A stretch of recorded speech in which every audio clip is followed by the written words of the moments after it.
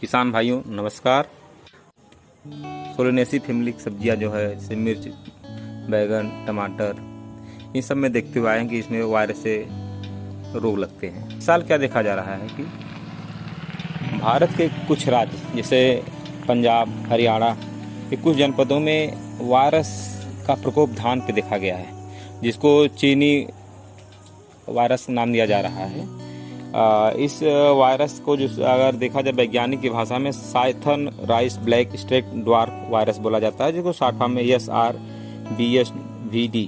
धान की फसल के लिए कितना खतरनाक है इस बात से अंदाजा लगाया जा सकता है कि वर्ष 2012 में चाइना के लगभग 7 लाख हेक्टेयर धान की फसल बर्बाद हो गई थी, और इसी वर्ष 2012 में ही वियतनाम में लगभग 5 लाख हेक्टेयर जो है धान की फसल बर्बाद हुई।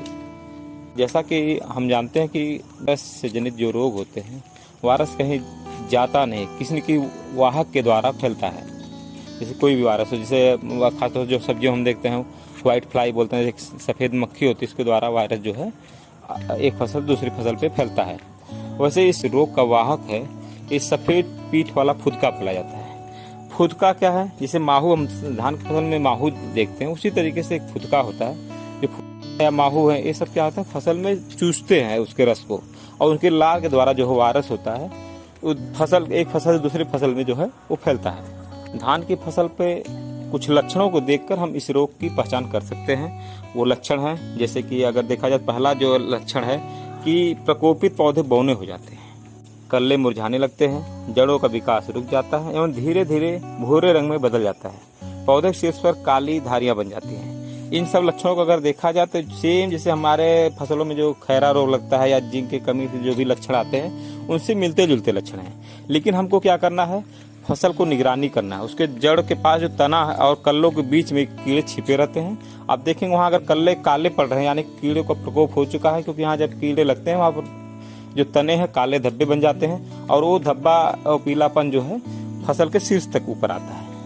किसान भाइयों, इसके लिए कुछ सावधानियां हैं और इसके नियंत्रण को अपना के हम फसल को अपने बर्बाद होने से बचा सकते हैं। सबसे सर्वप्रथम क्या करना हमको है, खेत में अगर यूरिया की ट्रैप ड्रेसिंग करना हो तो अभी न करें, रोक दें।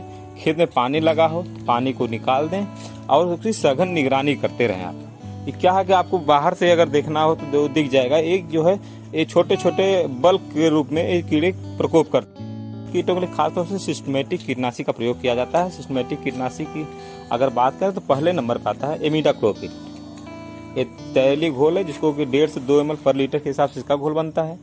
दूसरी कीटनाशी है जिसमें कॉन्टैक्ट एंड सिस्टमेटिक दोनों है, वो है प्रोफेनोफास प्लस साइपर है। इसमें 40% प्रोफेनोफास होता है और 4% साइपर होता है।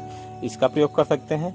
या क्लोरपायरिफास प्लस साइपर, जो 50% क्लोरपायरिफास और 5% साइपर होता है। इन सब दवाओं के साथ एक चीज़ और ध्यान देना है कि ऐसे धान की फसल, इसमें बरसात मौसम साफ होना चाहिए, और जो दवा स्प्रे करें तो सुबह वो सूखने के बाद, ऐसा ना कि भीगी पत्तियों पर दवा मार दें और फसल सूख जाए।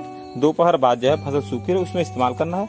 हाँ, दवा के अच्छे प्रकोप के लिए क्या करना है, हम एक किसी स्टिकर मिला सकते, जैसे 15 रुपये खर्चा अलग से आएगा, इसको मिला के ही दवा का हम स्प्रे करके अपनी फसल को बचा सकते हैं। धन्यवाद।